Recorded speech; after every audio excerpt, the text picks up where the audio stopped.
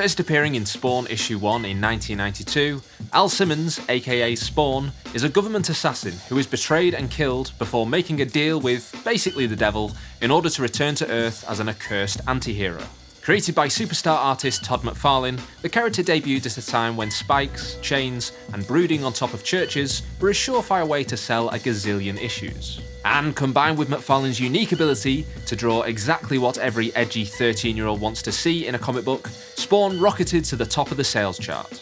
But let's face it, if you clicked on this video, you probably already knew all that. But guess what? I bet I can tell you something cool that you haven't heard before. Hey heroes, I'm Josh from Panels to Pixels, and here are 10 things you might not know about Spawn.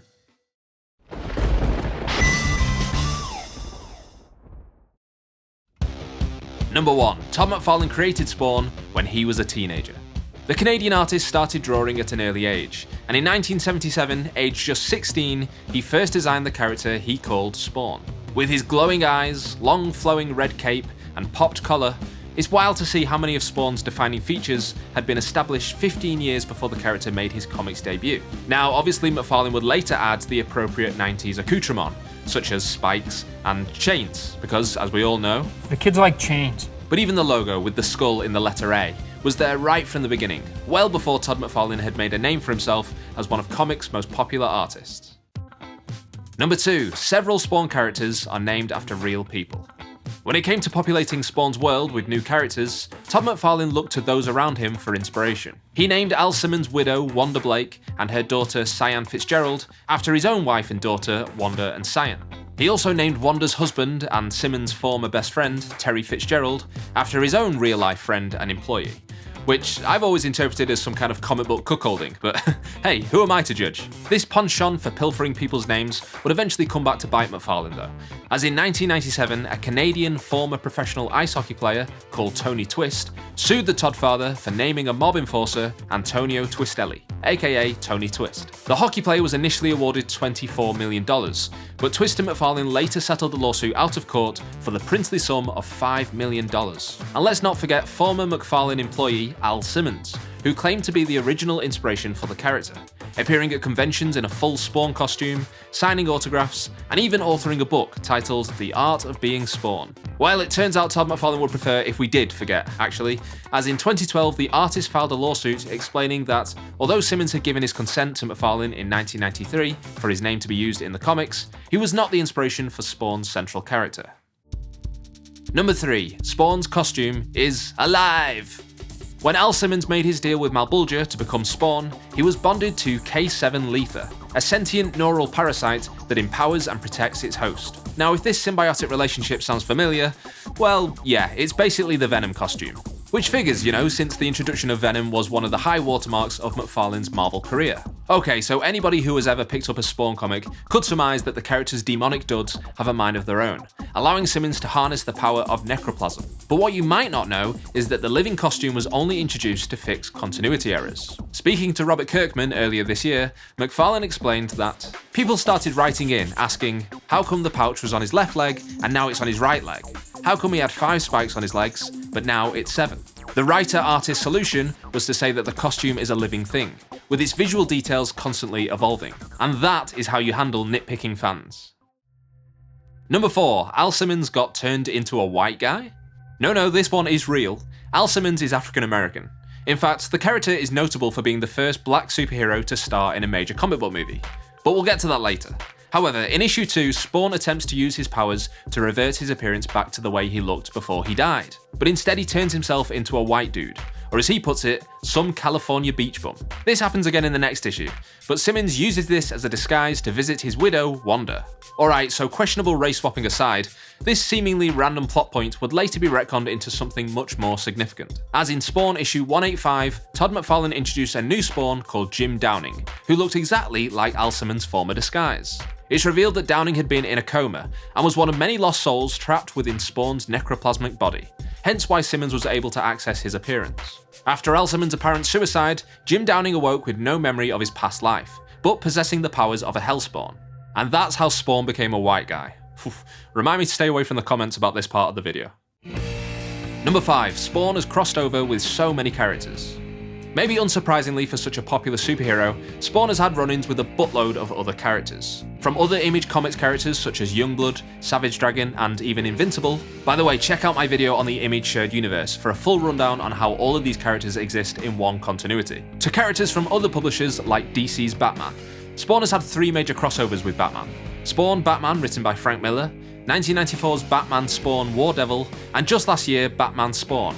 And all 3 of those read like the feverish monologuing of a kid mashing 2 action figures together, as you'd expect. But the crossovers don't end there. Spawn has appeared in Witchblade comics, Gen 13 comics, Mars Attacks comics, Sonic the Hedgehog comics for crying out loud, as well as in video games such as Soul Calibur 2 and Mortal Kombat 11. In Spawn issue 10, Spawn meets Dave Sims' anthropomorphic aardvark, Cerebus, in a metatextual story that features allusions to virtually every mainstream superhero you can possibly think of. And Spawn even appeared in the Image Comics crossover series called Crossover. Whew, look, if I have to look at this list of Spawn crossovers any longer, my eyes are going to cross over, so let's just move on. Now, if you're looking to get into Spawn comics but you don't know where to start, I seriously can't recommend the Spawn Compendiums enough. These things are like a phone book, if you're old enough to know what a phone book is. There are 50 issues in each volume, all colour, all glossy pages, all mind-bending, face-melting, eye-exploding art by the likes of Todd McFarlane, Greg Capullo, and the rest. In my opinion, these are the best deal in comics right now. It works out at less than $1 per issue, and if you want to pick yours up and also help support this channel, you can do so by using the Amazon affiliate link in the description of this video. Cheers. Number 6. Batman caused Spawn's biggest scar. So speaking of Spawn v Batman, you might not know that the Dark Knight absolutely tore Al Simmons a new one during their first encounter. Let's face it, with his face charred by the fires of hell, Spawn wasn't exactly a looker before. But after Batman throws a batarang at the anti-hero, Spawn is forced to use a dirty shoelace to hold the 2 halves of his face together. It's creepy, it's disgusting, it's everything I love about Spawn. And it was even reflected in some of the earliest figures from the Spawn toy line, with the popular unmasked variant affectionately referred to by fans as Hamburger Head Spawn. But this kind of intercompany crossover often makes a shared canon difficult to maintain, and although Spawn initially appears back in his own series with the shoelace face, attributing it to some bozo in black, the in-continuity explanation is that it was the result of a gunshot wound during Spawn issue 20. But look, in my fan canon, and I suspect I'm not alone in this, it is 100% Batman who gives Spawn his most gnarly scar. Number 7. Spawn was originally going to come from space. So although the character is primarily associated with the supernatural and hell, Todd McFarlane has revealed that the anti-hero almost had a very different origin. Alongside a Facebook post of his initial design for Spawn, the artist wrote that he originally intended for the character to come from the stars. When I first created Spawn as a kid, it was more of a sci-fi story. To me, sci-fi means space. Space is cold. Cold is blue. Many years later, when I pulled out my portfolio, I decided to make Spawn from the pit of hell. Hell is hot, so I played around with the colours and ended up with the Spawn you see today. Honestly, I would love to see a Spawn story set in space. I mean, why not combine both hell and space? Doom did it? That would be cool as hell. Or cool as space, I guess. Number 8. Snoop Dogg was considered for the role of Al Simmons in the Spawn movie. Yes, that's right. In 1997, Spawn became a major motion picture, starring Michael Jai White in the title role, and was met with, let's just say, less than favourable reviews. But what you might not know is that rapper, actor, and world record holder for the largest gin and juice, no, that's not a joke, look it up, Snoop Dogg was offered a shot at playing Spawn. Speaking on his Double G news show on YouTube, Snoop Dogg revealed that he was sent Spawn's script and asked to read for the role of Al Simmons, but ultimately decided not to audition. Now don't get me wrong, Michael Jai White is one of the few redeeming features of the Spawn movie, but I can't help but wonder what could have been if Snoop Dogg had secured the role. Here's a bit of a bonus fact because I've seen it mentioned in a few places, but I couldn't find an actual source, and usually I don't like to include unsubstantiated rumours in my videos, but supposedly Tim Burton was interested in directing. Again, take that with a grain of salt, but a Tim Burton movie starring Snoop Dogg, what do they call it? Gin and Beetlejuice? Number 9. Todd McFarlane wrote 16 issues of Spawn under a pseudonym. This one is too bizarre not to mention.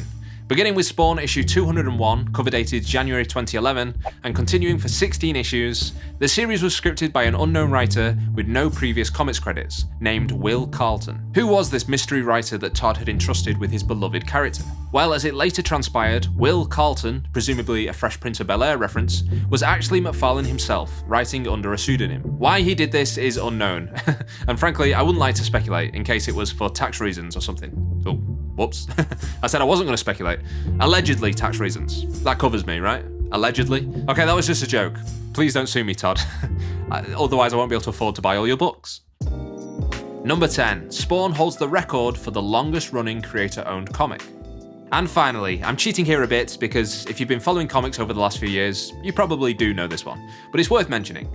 In 2019, Spawn reached its 301st issue to become the longest running creator-owned comic in history. Breaking the record previously held by Dave Sim's Cerebus, Spawn has now reached over 340 issues at the time of this recording and shows no sign of slowing down, with spin-off series such as King Spawn, Gunslinger Spawn, and more recently Spawn Unwanted Violence hitting spinner racks all the time. As one of only 2 titles that have been running since Image Comics' inception in 1992, the other being Eric Larsen's Savage Dragon, Spawn's record is a testament to the indelible mark that Todd McFarlane and the other Image creators have made on independent comics and superhero storytelling as a whole. And that is 10 things you might not know about Spawn. How many did you know? Let me know in the comments. Thanks for watching this video. If you want to see more stuff like this, don't forget to subscribe to Panels to Pixels and give that bell icon a little ring-a-ding-ding so you never miss out on future uploads. As always, heroes, take good care of yourselves, and I'll see you in the next video. Bye bye.